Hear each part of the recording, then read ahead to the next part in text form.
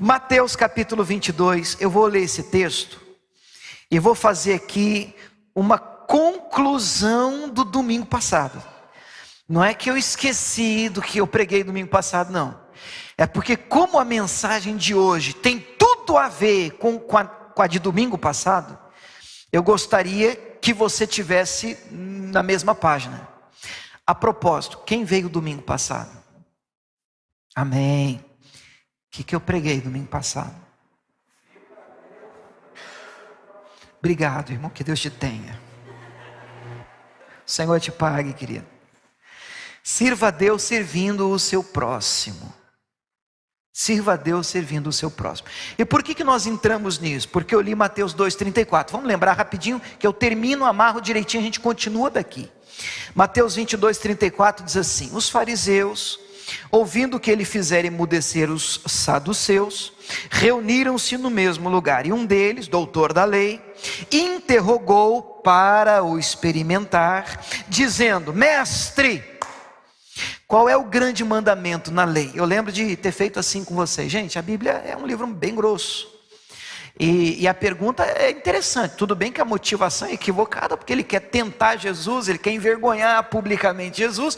Mas a pergunta é interessante. Ele está dizendo: de tudo isso aqui, obviamente que para aquela época era lei, Antigo Testamento, mas só para a gente entender, tudo isso aqui, o que é o mais importante? O que realmente merece um destaque em tudo isso aqui? E aí Jesus então vai responder, versículo 37. Jesus disse-lhe, vamos comigo em voz alta: amarás o Senhor teu Deus de todo o teu coração, de toda a tua alma, de todo o teu pensamento. Este é o primeiro e grande mandamento. Diga amém? Mas Jesus não para aqui. A pergunta está respondida, porque a pergunta é: qual que é o maior, qual que é o grande mandamento? O grande mandamento é esse, é amar a Deus de maneira resumida sobre todas as coisas.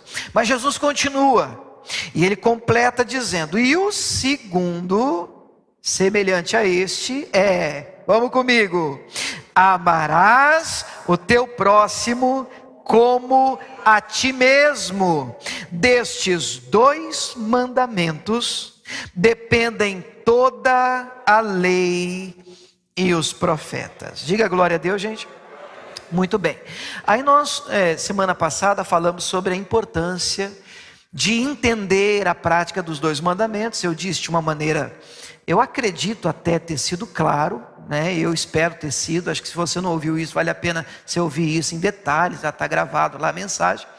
Mas que nós não temos muitos desafios e problemas quando nós falamos sobre a importância de servir a Deus, de amar a Deus.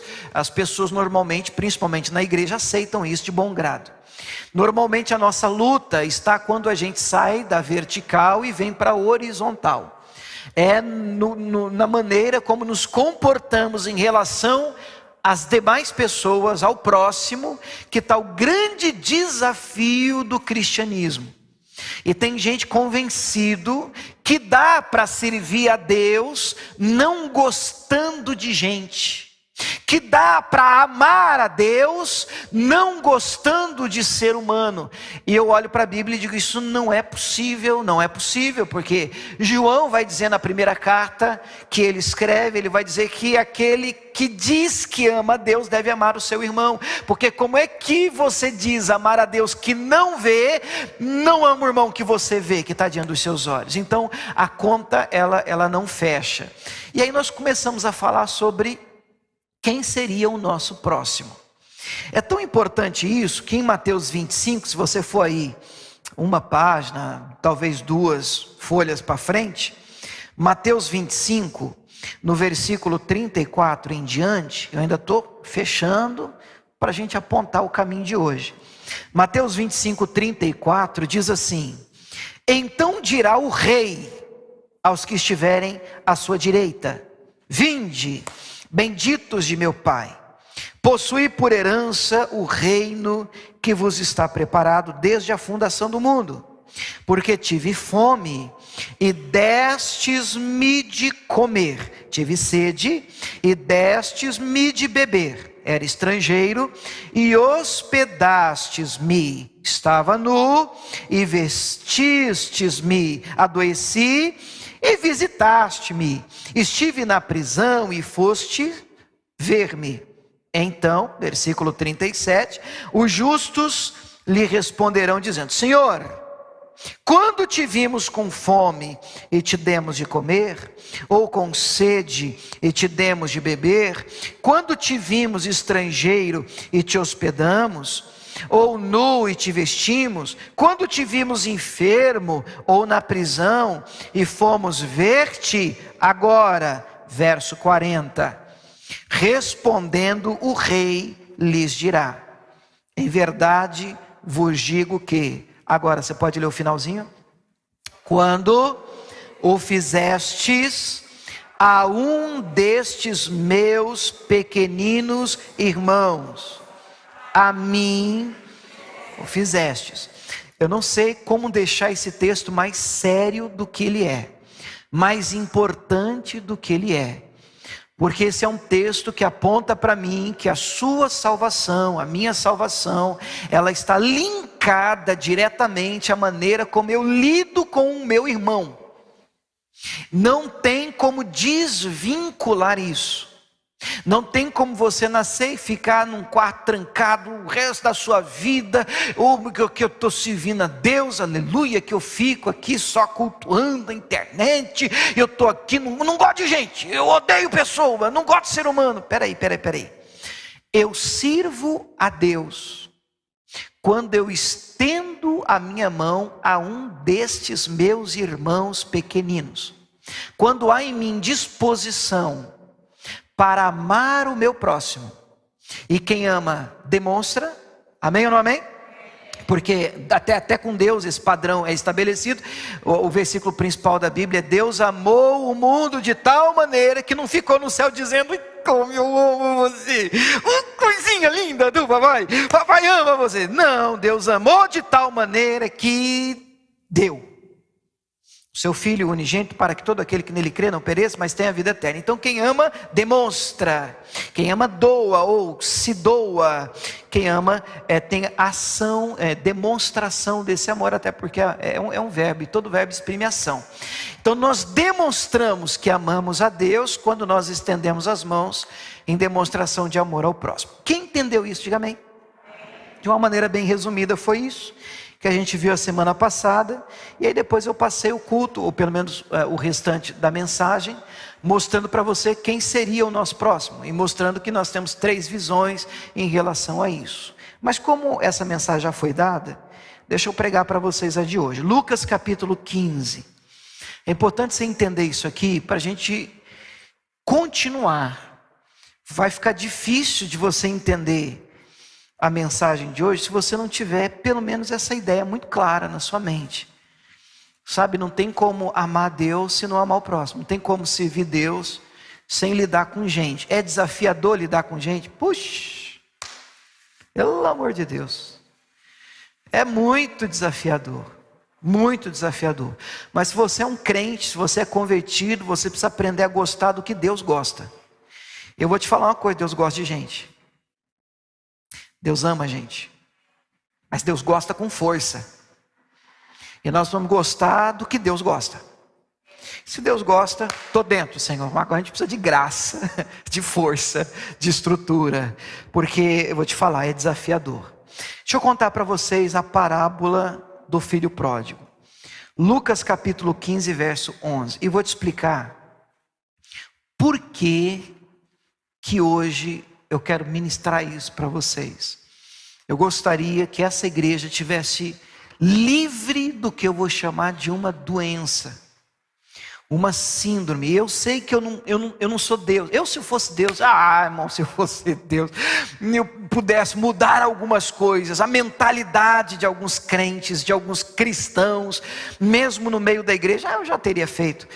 Mas me resta pregar e contar com a ajuda do Espírito Santo para que algumas síndromes, algumas doenças sejam arrancadas do meio da igreja. Eu falo igreja, não só a igreja, nossa denominação, igreja num todo, a igreja de Cristo.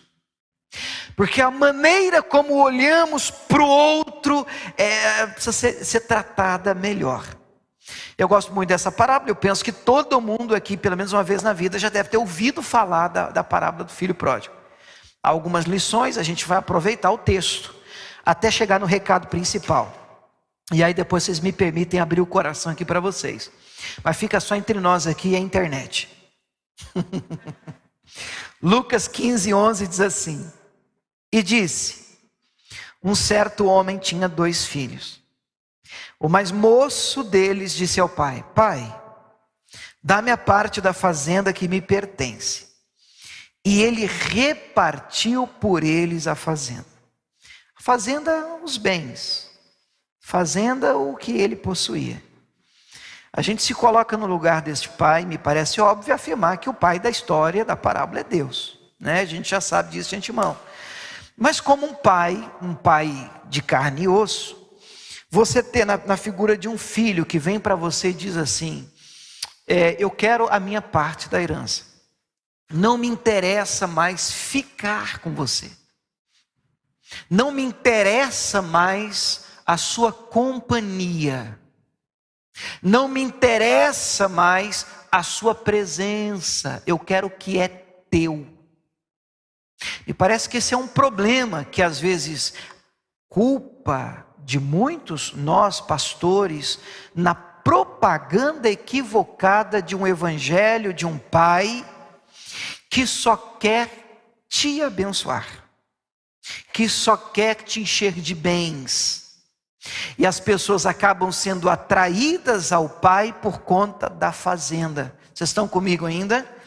Então ele chega diante do pai e diz: pai, me dá a minha parte, me dá a minha parte, eu quero, e me dá a minha parte, é meu direito. E é verdade, é meu direito. E o pai diz: tudo bem, tem certeza? É o que você deseja? É o que eu quero. Então tá bom, dividiu pelos 2, porque tem 2 filhos. Você percebeu o texto, a frase? E repartiu por eles a fazenda. Ele podia dar tudo para o mais novo, afinal de contas ele tem outro filho mais velho. Então ele reparte por eles. Diz: tá bom, isso aqui não é seu, isso aqui é do seu irmão, mas isso aqui é sua parte. Toma, pronto, você conseguiu, é o seu direito. E de posse do direito dele, poucos dias depois, de novo, poucos dias depois, fica muito clara a intenção dele. Ele faz uma cera, 1, 2 dias, talvez 3. Mas agora que ele já tem o que ele quer, ou pelo menos acha que precisa, ele então parte. Ele ajunta tudo e partiu para uma terra longínqua, longe do pai. E ali, longe do pai, ele desperdiçou a fazenda, os bens, vivendo dissolutamente, de qualquer maneira. Ele gasta tudo, ele perde tudo. Porque tão certo como vive o Senhor, irmãos, a Bíblia diz: tudo passa, só a palavra de Deus permanece para sempre. Tudo passa, tudo passa. Então você pode estar num momento muito bacana, de glória, de sucesso, as coisas estão dando certo para você, mas nada disso vale a pena sem a presença do Pai. O que nos dá um norte na vida, sentido de ser, é a presença do Pai. Você pode dizer amém? Tá bom, e agora ele gastou, e agora ele perdeu tudo. Para piorar, versículo 14 vai dizer que, havendo ele gastado tudo, houve naquela terra uma grande fome, uma crise muito grande. E ele começou a padecer necessidade. E ele é filho, mas agora ele está padecendo necessidade. E chegou-se a um dos cidadãos daquela terra. Ele não voltou de cara não. Ele não começou a passar perto e disse assim: vou voltar para o pai. Não, ele preferiu, a princípio, procurar alguém ali mesmo, daquela terra. Me dá aí uma ajuda, um emprego, uma força. e esse cidadão mandou ele para os seus campos apacentar porcos. Agora ele virou pastor de porcos. E o texto diz que ele desejava encher o estômago com as bolotas que os porcos comiam, e ninguém dava nada para ele. Ele queria comida de porco. Gente, ele está no chiqueiro, ele é filho, ele está na lama, ele está perdido, mas o coração ainda está endurecido. Eu não sei se você conhece pessoas assim, a gente às vezes olhando de fora, a gente diz, cara, mas você não está vendo, cara? Mas será que ela não consegue enxergar que longe do Pai, sua vida só está, sabe, de mal a pior? Gente que você olhando de fora, você diz assim, meu Deus do céu, se pudesse dar assim um croque santo, não sei se existe um cascudo santo. Ei, acorda, rapaz, você está indo de mal a pior, você não está vendo, está tudo ruim, você está na lama, você está na sujeira e não percebe.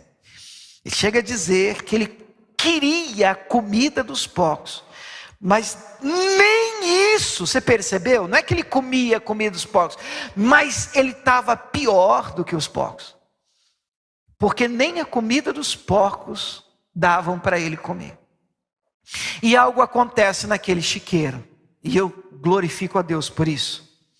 A Bíblia vai dizer no versículo 17, eu oro muito essa frase por algumas pessoas, que caindo em si, vamos repetir a frase, caindo em si. Tem marido que tem que cair em si e olhar para si e dizer, peraí, o que eu estou fazendo? O que eu estou fazendo? Que aventura que é essa? Sou casado, tenho filho, tenho uma família. Que isso? O que eu estou fazendo nesse lugar? O que eu estou fazendo na internet? O que eu estou fazendo?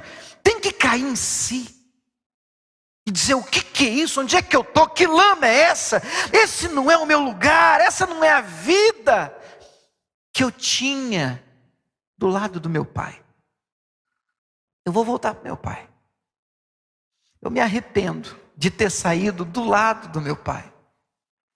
Ele abriu os olhos, ele cai em si e diz, peraí, quantos trabalhadores do meu pai têm abundância de pão, eu aqui pereço de fome. E aí ele prepara um discurso, ele decora um discurso, levantar-me-ei, irei ter com meu pai, dir-lhe-ei, pai, pequei contra o céu e perante ti. Ele está muito certo, porque ele pecou contra Deus, mas ele também pecou contra o pai dele. Ele já tem que pedir perdão a Deus, ele tem que pedir perdão àquele com quem ele falhou. Ele feriu, ele magoou, ele entristeceu. Tem gente que não, eu já me acertei com Deus, tá, mas você feriu fulano, você já falou com ele? Você já olhou nos olhos dela e disse, fulano não devia ter feito aquilo, falado aquilo, me comportado daquela maneira, me perdoe. E ele decora o discurso, levantar-me, eu vou falar, pai, eu pequei contra o céu perante ti, não sou digno de ser chamado teu filho, olha, me faz aí pelo menos um dos teus trabalhadores. Por quê? Porque os trabalhadores do pai, ele sabia, ele saiu de lá, estavam vivendo melhor do que ele no chiqueiro. Decorado o discurso, lá vem ele, levantou-se. Eu penso comigo, irmãos, que isso não é fácil. Voltar hoje para uma igreja, voltar à presença do Pai, eu acho que um dos maiores desafios para uma restauração, não está nem na luta contra Satanás, mas na luta com os outros irmãos. Estão comigo? Fala amém. A vergonha de você chegar na igreja, ou voltar para ela, ou tentar uma restauração com o Pai, e a maneira como você é recebido, decidiu voltar, né? Certeza que quebrou a cara, né? Isso não ajuda ninguém. Isso afasta as pessoas do Pai. Então eu olho para esse filho mais novo, a orelha está queimando, meu Deus, mas eu vou voltar, cara. O que vai ser? Não sei não. Eu vou pedir um emprego para meu pai. Eu sou filho, mas se me aceitar como emprego, eu estou no lucro, porque os empregados estão melhor do que eu. Então ele decora o discurso e levanta, e ele foi para o seu pai. E quando ele ainda estava de longe, viu o seu pai o viu. Diga amém. Seu pai te vê, cara. seu pai te vê. Isso é tão fantástico. A gente serve um Deus que nos enxerga. É tanta gente, né, irmãos, nesse planeta, e Deus me vê nas minhas crises, nas minhas batalhas, sabe, em momentos em que a gente, Deus, eu quero acertar, sabe, eu quero pegar firme com o Senhor, e o Pai nos vê. E o texto diz que de longe o Pai o viu, e que frase linda, se moveu de íntima compaixão. Que frase linda. Essa compaixão significa você se colocar no lugar do outro. É o que a gente precisa sentir pelo próximo. Estão comigo ainda? E ele, movido de íntima compaixão, o texto, pelo menos para mim, mostra que o pai vivia a expectativa do retorno do filho. Então ele está movido de íntima compaixão, o texto vai dizer que correndo, é o pai que corre, lançou-se-lhe ao pescoço e o beijou. Pai é pai, né? Mãe é mãe. Você conseguiu ver a cena? Isso aqui, irmão, pelo amor de Deus. O menino vem lá todo sujo, fedido, tá chiqueiro, irmão. E lá vem reconhecido, não parece nem aquele menino que saiu da casa do papai. Lá vem ele todo arrebentado. Talvez alguém diria, aí, tá vendo? Eu não falei? Eu falei para você que você ia quebrar a sua cara. Bem feito! Em nome de Jesus, para ficar bonito, espiritual. Ele não, ele corre, pula no pescoço desse guri. Ele começa a chorar, beijar esse guri fedido, sujo. Ele vai beijando esse menino. E o filho diz, estava decorado o discurso: pai, eu pequei contra o céu, pai. Pai, eu pequei contra você também, contra o Senhor, pai. Pai, eu não sou digno de ser chamado teu filho, pai. E ele tem mais um discurso: me faz pelo menos, me dá um emprego e tal. Estava tudo decorado, mas o pai interrompe o discurso. E no versículo 22, o pai só vai gritando com os servos: trazei depressa a melhor roupa, veste o meu filho, coloca o anel na mão, coloca as sandálias nos pés, não deixa ele descalço não, é meu filho. Cadê o bezerro? Churrasco. Vê se esse negócio não é de Deus, irmão. Churrasco, carne assada, é o bezerro cevado, mata, comamos. E destaque essa frase: alegremo-nos. Por favor, repita, igreja. Alegremo-nos. Só mais uma vez, IBN Ribeirão Preto. Alegremo-nos. Façamos festa. Por quê? Porque meu filho estava morto, reviveu, tinha se perdido, foi achado. Grife essa frase na sua Bíblia: e começaram a alegrar-se. Irmão, seria fantástico se a história terminasse aqui, porque essa é a igreja ideal, a igreja que se alegra na restauração do perdido. Essa é a igreja fantástica. É a igreja que diz, e abraça, cara, você está voltando. Nem eu queria explicar, eu não quero saber, cara. Você é filho de Deus, rapaz, seu lugar é aqui com a gente, cara. Cara, que alegria ter você aqui agora. Vem cá, nós temos tanto prazer em ter você conosco. Nós queremos celebrar o seu retorno, a sua restauração, e queremos te dar a oportunidade de recomeçar. Eu nunca enganei vocês, desde o primeiro dia que nós nos reunimos, Deus tem plantado no meu coração que esse seria um lugar de recomeço. Mas fica difícil recomeçar se nós agirmos como irmãos, o irmão que esse camarada tinha. E esse é o alerta que eu quero fazer para essa igreja. E quero falar com vocês, coloca para mim, por favor, esse tema aqui. Coloca aqui, olha lá. O que está escrito aí, gente? A síndrome do irmão do filho pródigo. Por quê? Para mim, essa é uma doença, com perdão da expressão, uma praga, que tem que ser arrancada da igreja. Esse final de semana eu estava conversando com outro pastor, que eu admiro bastante, de São Paulo, conversando pela internet. E a gente estava falando sobre essa questão da importância da restauração das pessoas.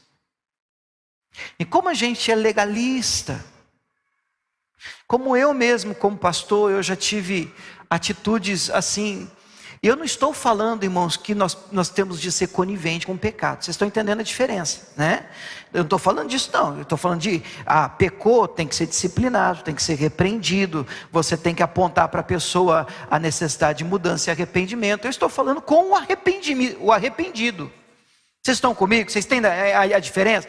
Imagina, eu sou pastor, estou aqui com vocês. Puxa vida, aprontei. Está amarrado, em nome de Jesus. O pastor aprontou. Cara, eu tenho que ser disciplinado e provavelmente afastado, tratado. Mas isso não significa que num futuro que a Deus pertence, eu não possa ser restaurado, Deus não possa me usar novamente, não haja em mim lugar para arrependimento. Afinal de contas, o próprio Davi passou por isso. Mas fica tranquilo, não estou falando de mim, não pequei não, estou em paz. Eu estou dizendo que nós precisamos ser uma igreja capaz de celebrar a restauração. Celebrar, se alegrar com os que se alegram, chorar com os que choram. Mas me parece que em algum momento da caminhada da fé, os cristãos inverteram o versículo, e a pessoa está se alegrando, a gente chora, ai, está feliz, hein? Aí ela está chorando, hein? Quebrou a cara. E nós estamos vivendo um evangelho meio invertido.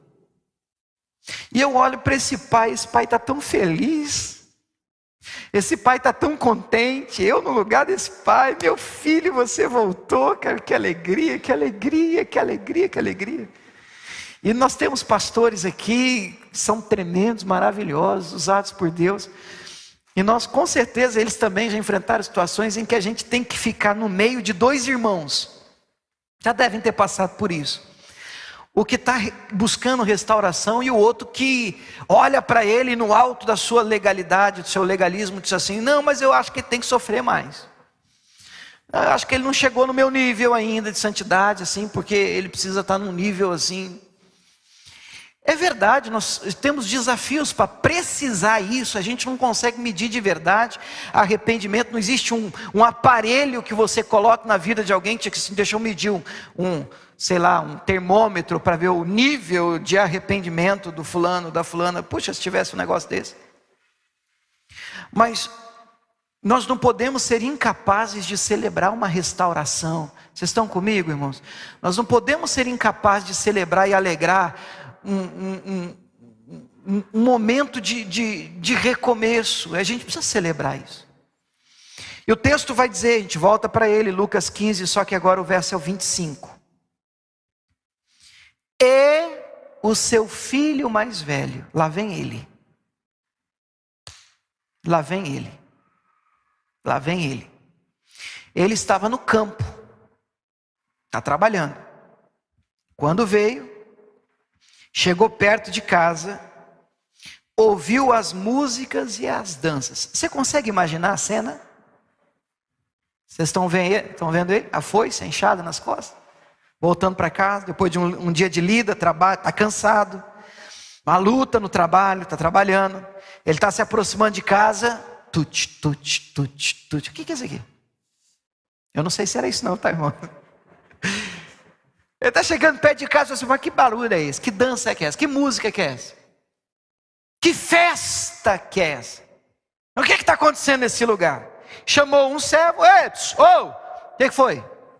Perguntou-lhe que era aquilo. E o servo vai dizer, 27. Não está sabendo a última? Veio o teu irmão, cara. O teu irmão. Sabe o teu irmão? Você lembra do teu irmão? Lembro. O teu irmão mais novo. Pois é, voltou, rapaz.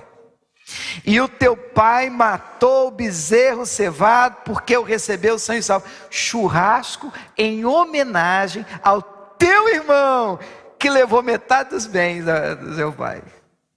Churrascão para ele. Irmão, manifestou. O texto vai dizer no 28 que ele se indignou. Não é possível. Meu pai perdeu a cabeça. Eu não estou entendendo. Como é que é isso? Meu pai está fazendo a festa para esse cara. Esse cara não merece, pastor. E quem merece?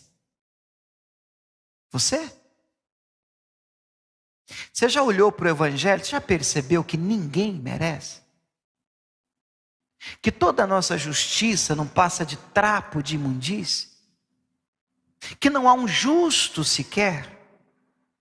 Que Romanos 3,23 diz que todos pecaram, destituídos, separados estão da glória de Deus?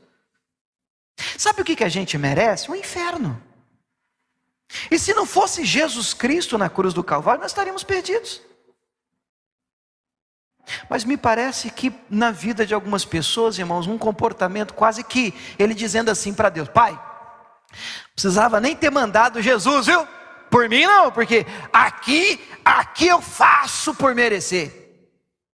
Cara, mas você está fora da curva. Você não entendeu a gravidade do problema. E a Bíblia vai denunciar a oração de um fariseu, um publicano. A oração bem diferente, enquanto um bate no peito dizendo: Pai, eu te dou graças. Não sou como esse pecador sem vergonha, miserável. Porque eu faço isso, eu faço isso, eu faço isso. E o outro do outro lado, batendo no peito e chorando: Senhor, tem misericórdia de mim. Jesus diz: esse desceu justificado, não outro. Eu acho que a gente precisa ler mais a Bíblia. Acho que a gente precisa olhar mais no espelho, mas com os olhos de Cristo. E perceber o amor de Deus com a gente. Porque se estamos de pé, irmãos, se Deus tem guardado a nossa casa, se estamos bem hoje, é graças a esse amor, a graça, a misericórdia que se renova a cada manhã, senão nós teríamos sido consumidos. Está tudo na Bíblia, irmãos. É ela que nos sustenta de pé. Graças a Deus. Que maravilha estar reunido aqui com vocês nessa manhã para cultuar o Senhor. Você pode dizer amém por isso? Mas ele está indignado. Ele está possuído. E o texto diz que ele não queria entrar. Entrar aonde? Em casa, na festa. Eu não vou fazer parte disso. Ele é incapaz de celebrar a vida, a restauração, o recomeço do seu irmão. Ele não consegue. Ele não acha justo. Não está certo, eu estou ralando, estou vindo do trabalho, esse cara gastou tudo, ele não merece, eu não entro, estou indignado, não. E aí então, seu pai, mesmo versículo vai dizer, saindo seu pai da festa, no caso, insistia com ele. Vamos imaginar a cena, estão comigo ainda, estão vendo aqui o pai, a família, o guri está emburrado, faz a cara do emburrado, e ele está lá indignado: eu não vou entrar. Lá vai um servo chamar o pai na festa. Como é que está o pai? Sorrindo à toa, feliz da vida, meu filho, vamos nos alegrar, vamos festejar, vamos comer churrasco. E aí vem um servo, e o servo diz assim: Senhor, diga. Então, senhor, tem um problema para resolver. Eu quero saber esse problema hoje. Não, cara, eu estou feliz da vida. Meu filho, rapaz, está vivo. Eu estou muito feliz. Então, é sobre o outro filho que eu falava para o senhor. Ele está aí fora. Então, manda ele entrar, rapaz. Já contou para ele a novidade. Já contou para ele que tem gente nova em casa. Então, Contei. Exatamente por isso que ele não quer entrar. Mas como assim? Então, dá para o senhor sair lá para conversar com ele? Aí lá vem ele. Já dentro de si, o que está acontecendo? Aí ele vem abordar o filho mais velho. O filho, o que foi? Como assim? O que foi, pai? Esse tratamento desigual nessa igreja. Essas preferências de amar, não estou entendendo porque a gente rala. Vocês estão entendendo, irmãos? Isso é uma síndrome, uma doença, que nessa igreja não é bem-vinda. Em nome de Jesus de Nazaré, precisamos aprender a celebrar a vida, a restauração, a se alegrar com o perdido que foi alcançado, aquele que caiu, mas encontrou arrependimento e está de pé. A gente precisa aprender a celebrar. A gente tem que ser amigo de Deus, inimigo de Satanás. Mas ele fica insistindo, entra filho, instando, entra filho. Ô filho, vamos filho, vamos entrar. Aí o filho vai abrir o coração. Agora, Jesus nos ensinou que a boca fala do que está cheio o coração. Agora vem a caixa de ferramenta. Agora vai sair a podridão. Quer ver? Olha o versículo 29. Respondendo ele, disse ao pai: eis que eu te sirvo há tantos anos, sem nunca transgredir o teu mandamento. Nunca.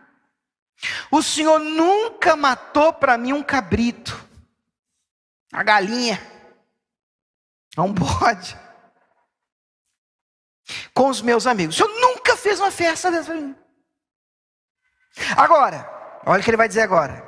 Vindo, porém, este teu filho, mas este teu filho é teu irmão.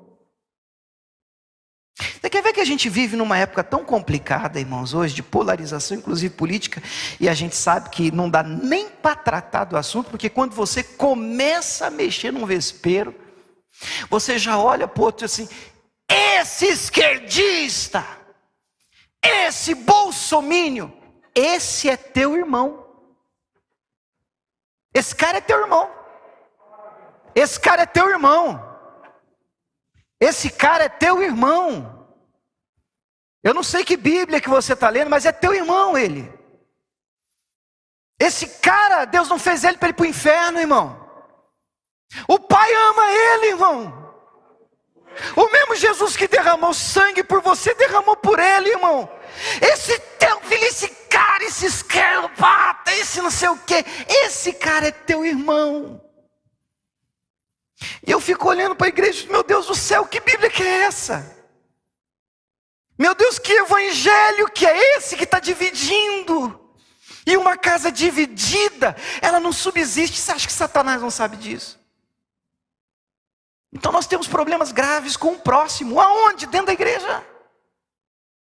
Porque olhamos para o irmão e queremos matar o irmão, mas nós adoramos o Pai. Eu adoro o Pai, como eu amo o Pai. Tenho um amor grande por Deus, pastor do céu, como eu amo o Senhor. Eu tenho uma raiva de petista, pastor. Vocês estão entendendo que eu não estou falando de política, eu estou falando de Bíblia. Eu estou falando de gente. Eu estou falando de ser humano. Eu estou falando de vida. Eu estou falando da igreja de Cristo, que ultrapassa os limites de uma ideologia. O cristianismo não cabe nisso. E a gente precisa ter os olhos abertos, igreja. Essa igreja precisa ser diferente. Vindo aí esse teu filho, pai. Esse cara aí, é o teu filho, esse cara aí, ó. Desperdiçou tudo, toda a fazenda, dinheiro todo do senhor aí, as meretrizes. Aí o senhor vai, faz um churrasco para ele. Não dá para entender isso aqui não. O que acontece aqui dentro de casa não dá para entender não, pai. Não tem esse negócio não. Aí lá vai o pai. Versículo 31, ele diz: filho, Ô filho. Ai, filho. Tu sempre estás comigo, filho. Todas as minhas coisas são tuas. Se você quiser fazer festa todo dia, cara, o que é meu é teu. Você quer o bezerro, a vaca, o boi? Se é isso o problema, bom, eu mato o boi para você. Mas eu preciso que você entenda uma coisa, filho. Era justo que a gente se alegrasse, que a gente festejasse, porque o teu irmão estava morto, filho. Filho, você está vivo, cara. Você está comigo.